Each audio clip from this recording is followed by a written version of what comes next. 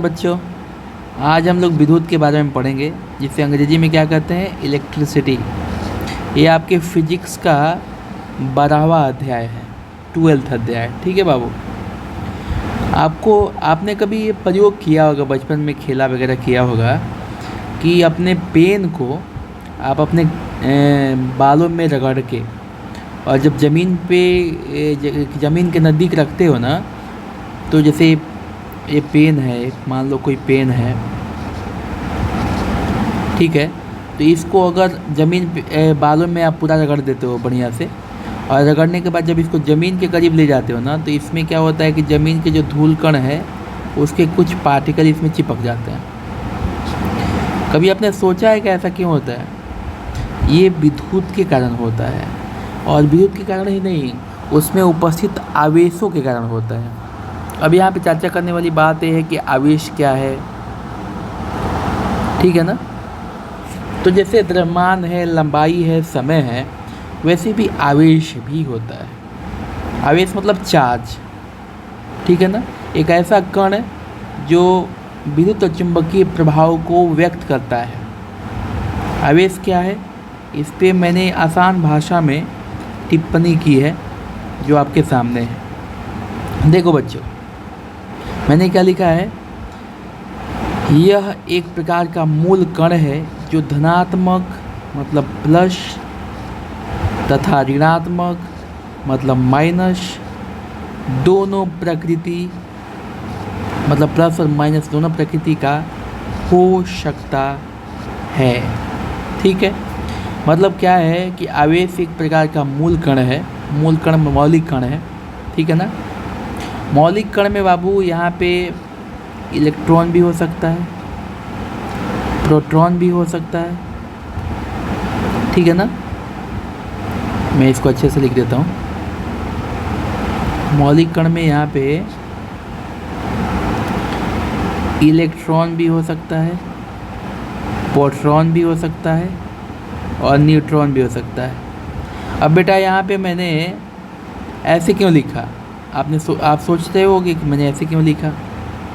ई के ऊपर मैंने लिखा है माइनस, पी के ऊपर मैंने लिखा है प्लस, और एन के ऊपर मैंने लिख दिया है 0। तो इलेक्ट्रॉन पे ऋणात्मक आवेश होता है बेटा, ठीक है ना। इलेक्ट्रॉन पे क्या होता है, नेगेटिव चार्ज। प्रोटॉन पे क्या होता है, प्लस मतलब पॉजिटिव चार्ज। और न्यूट्रॉन पे कोई चार्ज नहीं होता, कोई आवेश नहीं होता, इसलिए उस पर मैंने 0 लिखा हुआ है। तो विद्युत आवेश क्या है, यह एक प्रकार का मूल कण है जो धनात्मक तथा ऋणात्मक दोनों प्रकृति का हो सकता है। समान आवेशों के बीच में विकर्षण तथा असमान आवेशों के बीच में आकर्षण होता है। इसको कैसे समझोगे आप लोग?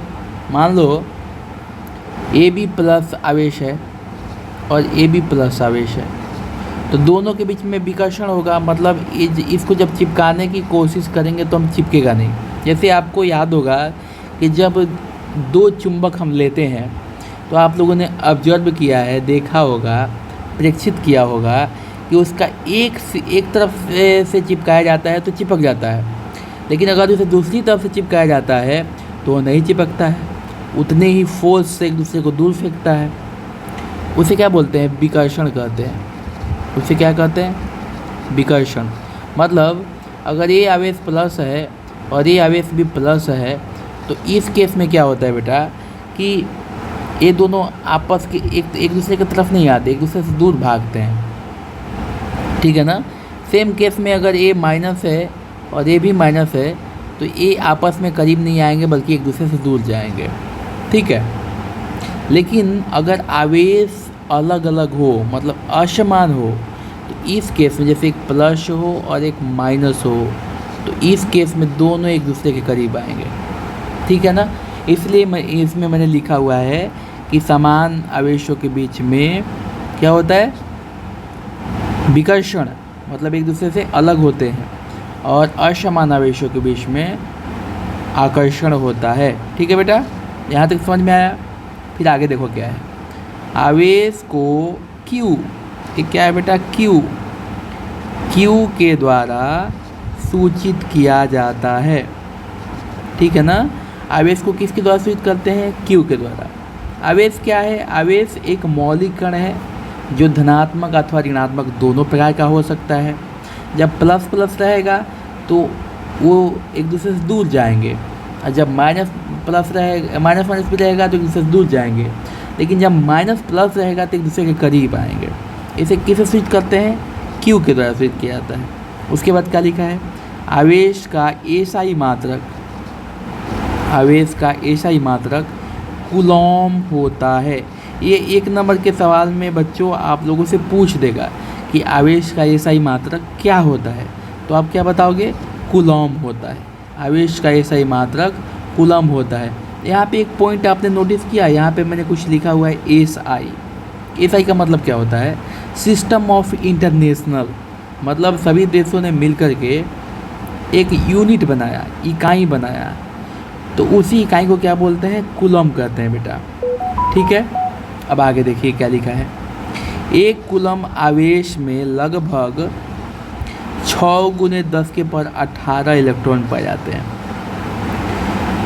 ठीक है, अब यहाँ पे मैंने ये चीज़ बताया है कि अगर 1 कूलम आवेश होता है, मतलब कितने इलेक्ट्रॉन मिलकर के 1 कूलम आवेश का निर्माण करते हैं।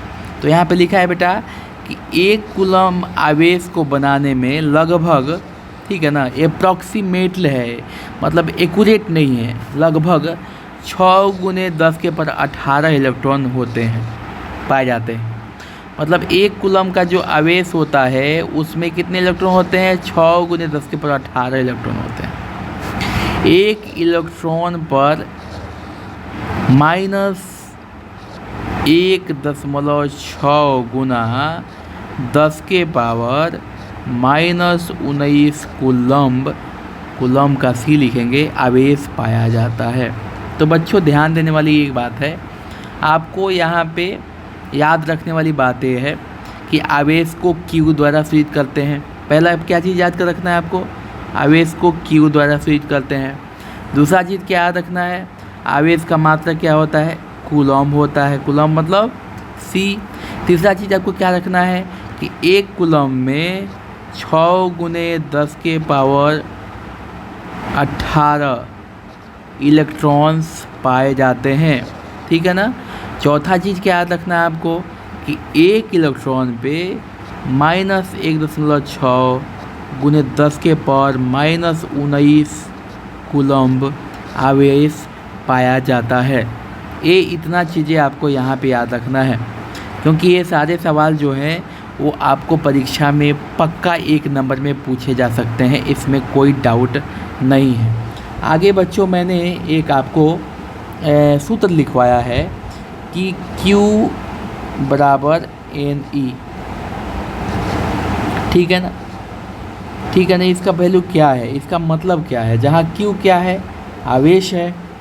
N क्या है? इलेक्ट्रॉनों की संख्या है। E क्या है? इलेक्ट्रॉन पर आवेश है। तो बच्चों हमें जो ये नंबर मिला हुआ है कि 1 कूलम आवेश में 6 × 10⁻18 इलेक्ट्रॉन पाए जाते हैं, वो इसी सूत्र से मिला है। कैसे मिला है तो इसकी गणना हम अभी कर लेते हैं। ठीक है, देखो हमारे पास सूत्र क्या है बेटा? सूत्र है Q बराबर प्लस माइनस दोनों होता है, ठीक है ना।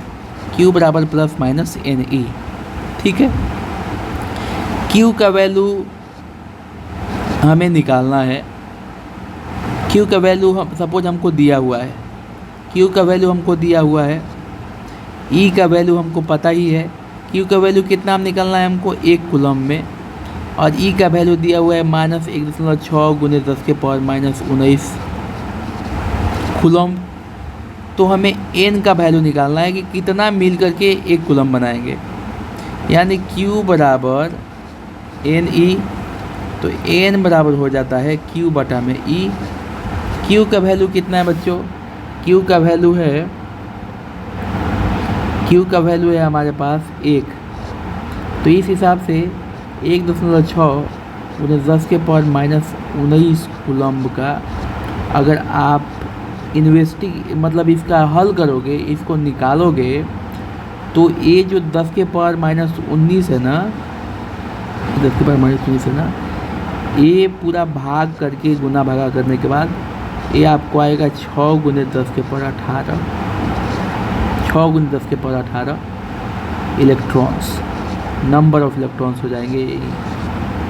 तो बच्चों मैं इसको भी करके आपको बता सकता हूँ, लेकिन आप इतना मत इसको याद कीजिए, मैथमेटिकल थोड़ा हाई हो जाएगा। आप बस इतना याद रखिए कि 1/1.6 गुने 10 के पावर -19 कूलम्ब। ठीक है, अगर इसमें से कुछ चीज़ें ऊपर लेके जाते हैं तो ये करीब करीब यहाँ 6 गुने लगभग में, ये पूरा नहीं है, लगभग में 6 गुने 10 के पावर 18 इलेक्ट्रॉन इसका मान आएगा। ठीक है बेटे, तो इतना तक तो आपको समझ में आया होगा। अब देखिए आगे, अब यहाँ से मेन टॉपिक शुरू हो जाएगा आपका विद्युत धारा, इलेक्ट्रिक करंट। ठीक है, जो हमने आवेश पढ़ा है ना, ये आवेश क्या है? तो ये आवेश इलेक्ट्रॉन है बेटा, और कुछ नहीं है। अगर किसी चीज़ पे इलेक्ट्रॉन धनात्मक या ऋणात्मक उत्पन्न हो या धनात्मक या ऋणात्मकता की गुण उत्पन्न हो जाता है ना, तो आवेश होता है। जैसे ध्यान दो, यहाँ पे जो विद्युत धारा है ना, इसकी परिभाषा मैंने कैसे लिखी है देखते हैं। आवेशों के प्रवाह को विद्युत धारा कहते हैं। आवेश मतलब क्या? Only electron. आवेश का मीनिंग ही है, आवेश मतलब ही होता है इलेक्ट्रॉन। ठीक है ना, आवेश का मतलब ही इलेक्ट्रॉन होता है, लेकिन कभी कभी प्लस में भी हो जाता है, इसलिए इलेक्ट्रॉन, प्रोटॉन, न्यूट्रॉन तीनों चीज़ें लिखा जाता है। ठीक है ना बेटा, आप परिभाषा कैसे लिखोगे? विद्युत धारा की परिभाषा कैसे लिखोगे? आवेशों के प्रवाह को विद्युत धारा कहते हैं। उसके नीचे क्या है, बढ़िया समझिए, केवल इलेक्ट्रॉन ही विद्युत धारा के लिए उत्तरदायी होता है। मतलब इलेक्ट्रॉन को छोड़ करके और कोई भी विद्युत धारा का उत्तरदायी नहीं होगा। प्रोटॉन से विद्युत धारा नहीं बहेगा, सिर्फ और सिर्फ इलेक्ट्रॉन से ही विद्युत धारा बहेगा। उसके बाद क्या बताया मैंने कि इसे आई द्वारा सूचित किया जाता है। इसे मतलब किसे बेटा? इसे मतलब विद्युत धारा को आई द्वारा सूचित किया जाता है। इसका एसआई मात्रक एम्पियर होता है। तो विद्युत धारा का एसआई मात्रक क्या होता है बेटा? एम्पियर। और आवेश का क्या होता है? कूलम। याद रखिएगा, ये भी याद रखने वाला है कि यहाँ पे आ गया। विद्युत धारा का एसआई मात्रक क्या होता है? एम्पियर। जिसका नामकरण, देखिए, जो वैज्ञानिक जिस चीज़ का आविष्कार करता है ना, उसके सम्मान में उसका नामकरण कर दिया जाता है। जैसे देखिए, एम्पियर का जो मात्रक बनाया गया है, जिसका नामकरण फ्रांसीसी वैज्ञानिक आंद्रे मेरी एम्पियर के सम्मान में किया गया है। तो ये फ्रांसीसी साइंटिस्ट जो है आंद्रे मेरी एम्पियर, इसके सम्मान में यहाँ पे हम क्या रख दिया? एम्पियर नाम रख दिया गया। ठीक है ना। अब नीचे देखिए, कह रहा है कि यदि किसी चालक से Q आवेश की मात्रा कितना है बेटा? Q t समय तक प्रवाहित की जाए तो विद्युत धारा का वैल्यू हो जाएगा I बराबर Q/T। ठीक है, यहाँ पे एक चीज़ नोट करके लिखा हुआ है, इसको नोट में आप लिख लीजिएगा, नोट में। ठीक है ना। क्या है? विद्युत धारा को A मीटर के द्वारा नापा जाता है। विद्युत धारा को किससे नापते हैं? A मीटर के द्वारा नापते हैं। ठीक है, I बराबर Q/T हो गया, यानी 1 एम्पियर बराबर 1 कूलम्ब/1 सेकेंड। ठीक है ना। अब इसके आधार पे हम एम्पियर को परिभाषित करेंगे।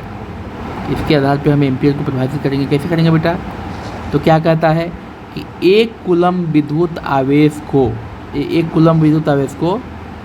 1 सेकेंड तक प्रवाहित करने पर विद्युत धारा की जो मात्रा हमें प्राप्त होती है उसे 1 एम्पियर कहा जाता है। कोई डाउट है बेटे?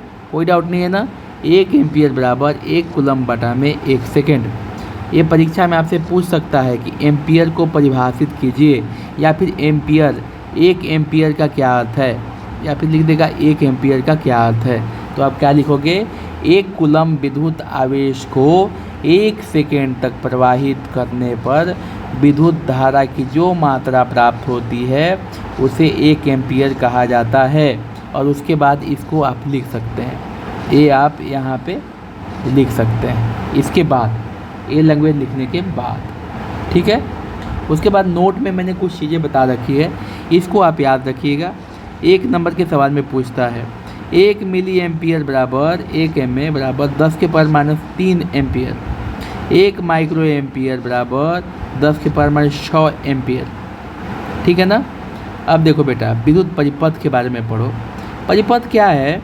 जैसे आपके घर में जो विद्युत का जो इलेक्ट्रिसिटी का जो पूरा का पूरा कनेक्शन लगाया गया ना, तारों को जोड़ के, फ्रिज, टीवी, एसी, अब बहुत सारे संयंत्र जो है, प्लग है, मरकरी है, बल्ब है, ये जो सारी चीज़ें लगाई गई है ना, ये टोटल को अगर देखा जाए तो उसे विद्युत परिपथ कहते हैं, टोटल को देखा जाए तो, ठीक है ना बेटा।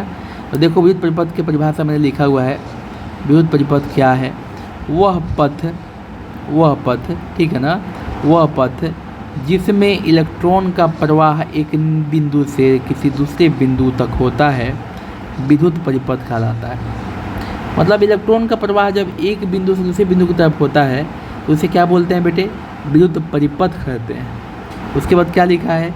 इसमें एक सेल, क्या क्या होता है? एक सेल, एक विद्युत बल्ब, एक एमीटर। सेल तो आपको पता है बेटा, बैटरी। जब बैटरी एक होती है, बैटरी और सेल में क्या अंतर है, कभी आपने सोचा है? सेल वो है जो रासायनिक ऊर्जा को, सेल किसे कहते हैं? सेल एक परिभाषा में बता देता हूँ, आप नोट कर लीजिए। सेल वह उपकरण है, नोट कीजिए मैं बोल रहा हूँ, सेल वह उपकरण है जो रासायनिक ऊर्जा को विद्युत ऊर्जा में बदलता है। मतलब सेल के द्वारा, सेल के अंदर क्या होता है? रसायन होते हैं, लेकिन वही रसायन हमें विद्युत ऊर्जा देता है। तो सेल किसे कहते हैं? सेल वह उपकरण है जो हमें रासायनिक ऊर्जा को विद्युत ऊर्जा में बदलकर प्रदान करता है, ठीक है। तो हमारे पास एक सेल है, और सेलों के समूह को बेटा क्या बोलते हैं? बैटरी कहते हैं। जब एक सेल रहेगा तो उसे सेल कहेंगे, लेकिन जब एक से अधिक सेल लगे रहेंगे, लगे रहेंगे तो उसे क्या बोलते हैं बेटा? तब उसे कहते हैं बैटरी, ठीक है ना। अब ध्यान से देखो, एक विद्युत बल्ब होता है, बल्ब तो सबने देखा है। एक एमीटर होता है। एमीटर क्या होता है बेटा? कि ये विद्युत धारा की मात्रा को मापता है। मैंने ऊपर बताया था ना, एमीटर विद्युत धारा की मात्रा को मापता है, और इसे हमेशा श्रेणी क्रम में जोड़ते हैं। श्रेणी क्रम मतलब जैसे एक तार लिया, ठीक है ना, उसमें बल्ब जोड़ दिया, कुंजी प्लग जोड़ दिया, प्रतिरोध जोड़ दिया, और उसी लाइन में एमीटर भी जोड़ दिया, तो श्रेणी क्रम में होता है, ठीक है ना। मतलब एक ही पॉइंट होता है सबका, एक प्लग, एक स्विच। प्लग तो आपको पता है, स्विच भी पता है। एक वोल्ट मीटर, तथा वोल्ट मीटर क्या होता है बेटा? जिसे विभवांतर मापा जाता है, और इसको हमेशा समानांतर क्रम में जोड़ते हैं। इसके बारे में मैंने नीचे लिखा हुआ है, फिर मैं आपको बता देता हूँ। वोल्ट मीटर को किस क्रम में जोड़ते हैं? वोल्ट मीटर को समानांतर क्रम में जोड़ते हैं। उसके बाद क्या है? तथा एक प्रतिरोध आदि मुख्यतः जुड़े होते हैं। अब देखिए यहाँ पे मैंने एक आरेख खींचा हुआ है, आपसे पूछ सकता है परीक्षा में कि विद्युत परिपथ का आरेख खींचिए। इसका क्या आप हेडिंग लिखेंगे? विद्युत परिपथ आरेख। तो आपको ये फ़ोटो बनाना है जो मैंने ऊपर में खींचा हुआ है। अगर आपसे पूछ देता है कि विद्युत परिपथ का आरेख खींचिए, तो आपको ये फ़ोटो बनाना है। फ़ोटो में क्या है बेटा? एक रेखा खींचना है और इस तरह से ऊपर नीचे कर देना है। ये ऊपर नीचे जो है इसको आर कहते हैं। आर मतलब बोलता है प्रतिरोध। मैं आगे आपको पढ़ाऊंगा कि प्रतिरोध होता क्या है, ठीक है। उसके बाद ये लाइन आगे बढ़ रही है। ये लाइन का मतलब है कि तार। ये क्या है? तार है। ये लाइन क्या है? तार है। ये जितने सारी भी लाइन है वो सारे के सारे क्या है? तार है बेटा, ठीक है ना। उसके बाद ये लाइन जो है आके जुड़ा है ए से। ए मतलब ए मीटर, जो मैंने अभी ऊपर में बताया ना, जिसे श्रेणी क्रम में जोड़ता है। मतलब इसके अगले छोर से इसको जोड़ दिया जाता है। तो ए मीटर जो है विद्युत धारा मापता है, ठीक है। और ये इसके नीचे जो लगाया हुआ है ये भी है, मतलब वोल्ट मीटर। वोल्ट मीटर ऐसे क्यों समांतर क्रम में क्यों लगाया जाता है, मतलब यहाँ से लेकर के और यहाँ तक के जो विभव होगा, जो विभवांतर होगा, ये वोल्ट मीटर मापेगा। उसके बाद नीचे में एक सेल लगाते हैं, सेल नहीं है यहाँ पे तो मैंने बैटरी लगा रखा है, तो आप भी एक रहेगा तो उसे सेल कहते हैं, और एक से अधिक रहेगा तो उसे क्या बोलते हैं बेटा, बैटरी कहते हैं। ठीक है, तो यहाँ पे 2 है तो इसे बैटरी कहेंगे। और ये प्लग रहेगा, प्लग में अगर बीच में पॉइंट दिया रहेगा तो समझ जाओ कि प्लग जो है ना ऑन किया हुआ है।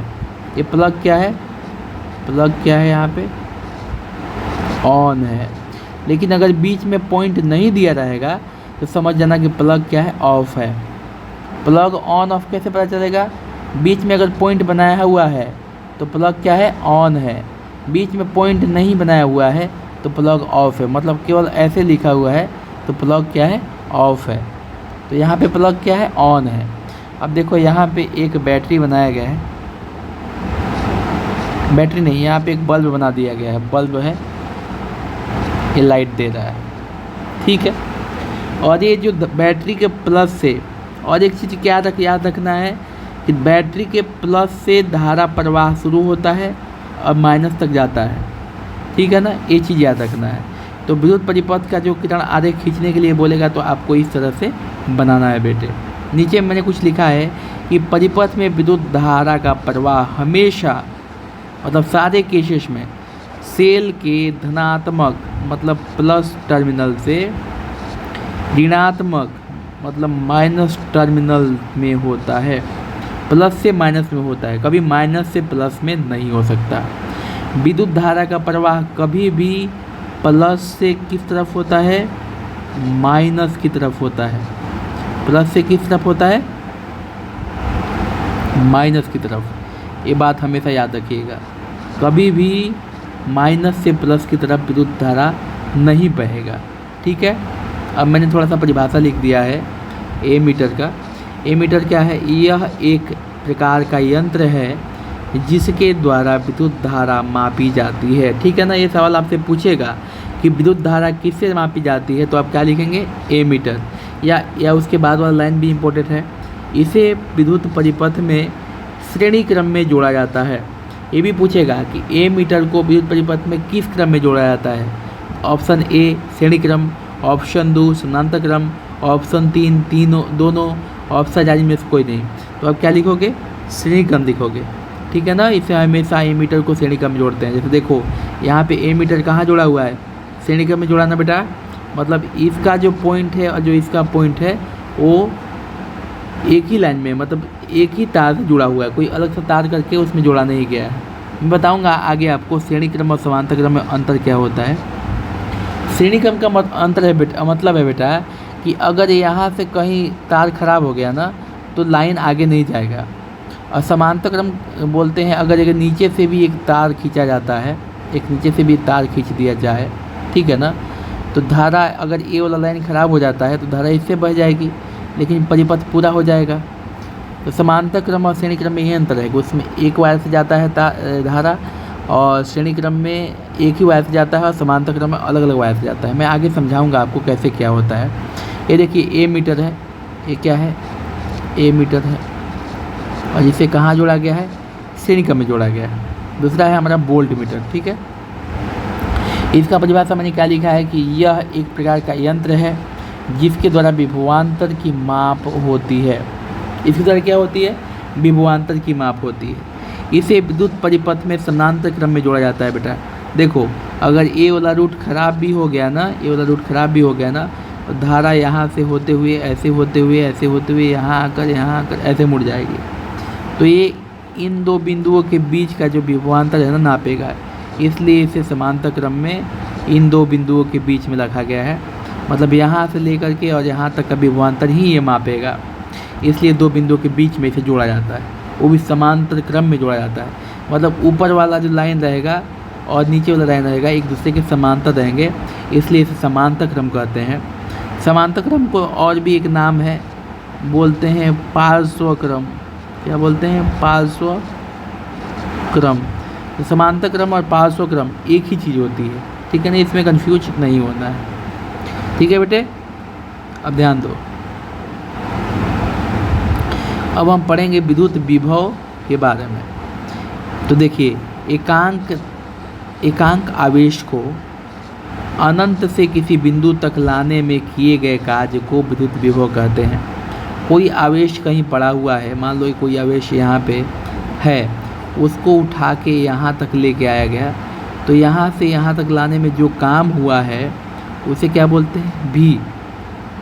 ठीक है ना, उसे W, उस कार्य को W कहते हैं, और V बराबर W/Q होता है। ठीक है ना। अब आगे देखो, इसका परिभाषा क्या होगा बेटा? तो एकांक आवेश को अनंत से किसी बिंदु तक लाने में किए गए कार्य को विद्युत विभव कहते हैं। इसे भी द्वारा सूचित किया जाता है। ठीक है ना बेटे, इसे किसे सूचित करेंगे? भी से। इसका एसआई मात्रक, सबका एसआई मात्रक याद रखना है, और उसे किससे सूचित करते हैं ये भी याद रखना है। एसआई मात्रक आपसे परीक्षा में पूछेगा ही पूछेगा। इसका एसआई मात्रक क्या होता है बेटा? तो इसका एसआई मात्रक होता है वोल्ट। ठीक है ना। अब ध्यान से देखो, विभवांतर क्या है? दो सिरों के विभव आपने पढ़ा कि किसी एकांक धनावेश को अनंत से किसी बिंदु तक लाने में क्या कार्य विभव है, और विभवांतर क्या है? दो सिरों के बीच के विभव के अंतर को विभवांतर कहा जाता है। मतलब दो सिरों के बीच के विभव के अंतर को विभवांतर कहा जाता है। इसे भी द्वारा सूचित किया जाता है।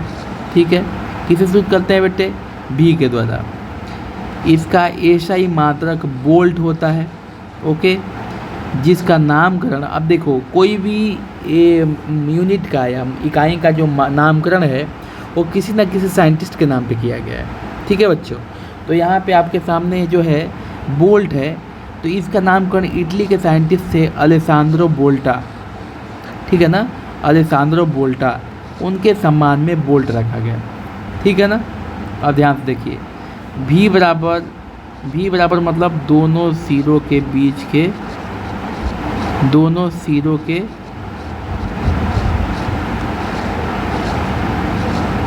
विभवों का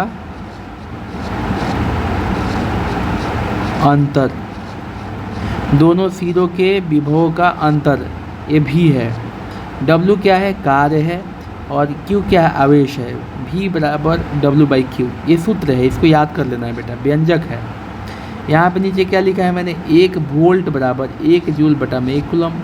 अब हम यहाँ वोल्ट की परिभाषा पढ़ेंगे कि वोल्ट होता क्या है। तो क्या लिखा है मैंने?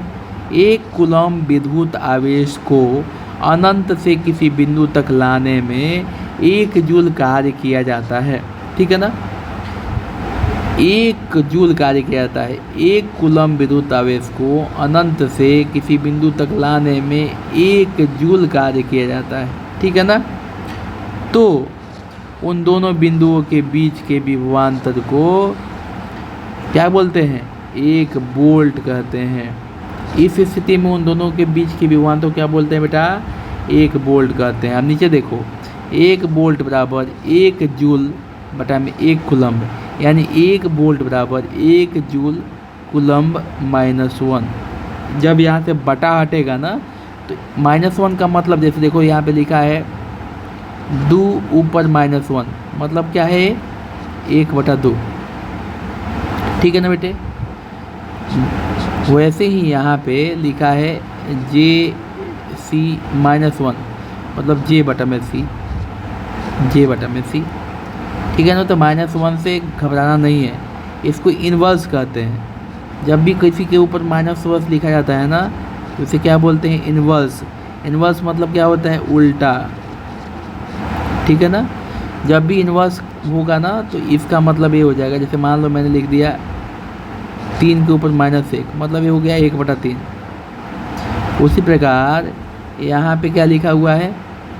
यहाँ पे लिखा हुआ है 1J बटा में 1C, मतलब 1J बगल में C, और जब 1/C को हम शॉर्टकट में लिखेंगे तो -1 कर देंगे। वही सेम टू सेम यहाँ पे किया गया है बेटे, कोई भी डाउट में नहीं पढ़ना है। इन्वर्स का मतलब होता है 1/C। ठीक है ना। C इन्वर्स मतलब 1/C। सी इनवर्स का मतलब हो गया 1/c, मतलब j/c, ठीक है ना। सी इनवर्स मतलब 1/c हुआ। अब नीचे कुछ चीज़ें हैं उसको थोड़ा पढ़ना है। विभवांतर की माप वोल्ट मीटर से की जाती है जिसे परिपथ में समांतर क्रम में जोड़ा जाता है। मैंने ऊपर भी आपको बताया है। अब कुछ प्रमुख प्रतीक है बेटे, कुछ प्रमुख प्रतीक है, उसके बारे में देख लेते हैं क्या क्या है। मैंने आपको ऑलरेडी बताया है कि विद्युत सेल को इस तरह से सूचित किया जाता है। परिपथ में विद्युत सेल को कैसे करेंगे, इस तरह से करेंगे, ठीक है ना। उसके बाद है बैटरी। मैंने बताया ना कि जब एक सेल किसे कहते हैं, सेल मैंने बताया ना, जब वह सेल वह उपकरण है जो रासायनिक ऊर्जा को विद्युत ऊर्जा में बदल देता है।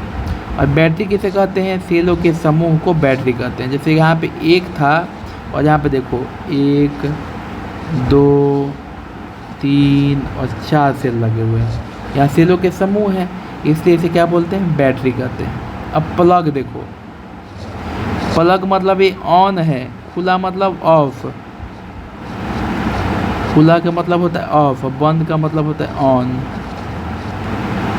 तो जब ऑफ रहेगा तो बीच में पॉइंट नहीं लिखा होगा, परिपथ में जब ऑफ रहेगा तो बीच में कोई यहाँ पे बिंदु नहीं लिखा रहेगा, ठीक है ना। लेकिन अगर ऑन रहेगा तो बीच में यहाँ पे बिंदु लिखा रहेगा। तार संधि मतलब दो तारों को जोड़ा गया है तो उसको कैसे स्विच करते हैं, बीच में एक पॉइंट बना देंगे, एक लंबा तार खींचेंगे, एक ऊपर से जोड़ देंगे, हो गया। तार क्रॉसिंग मतलब दो तारों को आस पास से चौराहा समझ लीजिए आप, मतलब एक तार इधर से आ रहा है, एक तार इधर से आ रहा है, इस वाले को इस तरह से दर्शाना है हमको कि यहाँ पे जोड़ा नहीं गया है, ठीक है ना। यहाँ पे बाईपास किया गया है तो हम ऊपर से लेके आएंगे, इस तरह से करेंगे और यहाँ से एक बाईपास को गुजार देंगे। तो इससे ये पता चलेगा कि यहाँ पे किसी भी प्रकार का जुड़ाव नहीं है, एक क्रॉसिंग है बस और कुछ नहीं है। विद्युत बल्ब देखिए कुछ इस तरीके से भी किया जाता है विद्युत बल्ब को, ठीक है ना, स्विच किया जाता है। और अदरवाइज मैं जो बनाता हूँ इस तरीके से भी विद्युत बल्ब को स्विच कर सकते हैं। नीचे वाला पॉइंट प्लस होता है और ये जो ऊपर वाला पॉइंट होता है ये माइनस होता है। प्रतिरोध को कुछ इस तरीके से स्विच करते हैं, ऐसे प्रतिरोध को देखिए कैसे बनाइएगा। प्रतिरोध को बनाने के लिए एक लाइन खींचिए, ऊपर ले जाइए, फिर नीचे आइए, फिर ऊपर ले जाइए, फिर नीचे आइए, फिर ऊपर ले जाइए, नीचे आइए, ऊपर ले जाइए, नीचे आइए, फिर हल्का सा ऊपर ले जाके खींच लीजिए, ठीक है ना। ये हुआ प्रतिरोध का एक्चुअल प्रतीक, ठीक है ना बेटे। अब धारा नियंत्रक मतलब देखो ये धारा को रोकता है, बहने नहीं देता। मैं बताऊंगा आगे, पढ़ाऊंगा आपको धारा प्रतिरोध क्या है।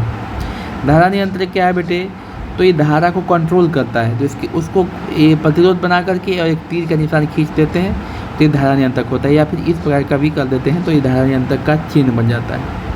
ए को ली के गोल घेर दिया जाता है और इस तरफ प्लस और इस तरफ माइनस कर दिया जाता है तो ए मीटर हो जाता है। ए मीटर इसे विद्युत धारा मापते हैं और इसे किस क्रम में जोड़ते हैं, हमेशा याद रखिएगा, इसको श्रेणी क्रम में जोड़ा जाता है। ए मीटर को परिपथ में हमेशा श्रेणी क्रम में जोड़ते हैं, ठीक है ना। वोल्ट मीटर क्या है, इसे विभवांतर मापते हैं और इसे प्रतिरोध में इसे परिपथ में कहाँ जोड़ते हैं बेटा, तो हमेशा समांतर क्रम में ही जोड़ते हैं, हमेशा, कभी भी श्रेणी क्रम में इसको नहीं जोड़ते हैं। इसे विभवांतर मापते हैं और इसे धारा मापते हैं, इसको श्रेणी क्रम में जोड़ते हैं और वोल्ट मीटर को समांतर क्रम में जोड़ते हैं। अब इसके आगे के टॉपिक हम लोग कल पढ़ेंगे बेटा, ठीक है ना, कंटिन्यू। इसके आगे के टॉपिक हम लोग कल पढ़ेंगे। उम्मीद है आप लोगों को समझ में आया होगा। इसके परिभाषा को अगर आप बढ़िया से पढ़ते हैं, मेरा लिखा हुआ याद करते हैं, तो मुझे उम्मीद है आप बहुत अच्छे तरीके से सीख जाएंगे कि प्रतिरोध होता क्या है, विद्युत विभव क्या है, विभवांतर क्या है, सारी चीज़ें आपके लिए कोई नई बात नहीं होगी, आप बहुत आसानी से इसको सीख सकते हैं, ठीक है बेटे। चलो बहुत बहुत धन्यवाद, फिर मिलते हैं इसके आगे के टॉपिक में। ये चैप्टर आप लोगों के लिए बहुत ही इंपॉर्टेंट होने वाला है, इसलिए इसके सारे सेशन को, सारे क्लास को अच्छे से देखना है, समझना है। अगर किसी पॉइंट पे आपको समझ में नहीं आ रहा है तो आप कमेंट कर सकते हैं, मैं दोबारा उस पॉइंट को आपको समझाऊंगा, ठीक है बेटे।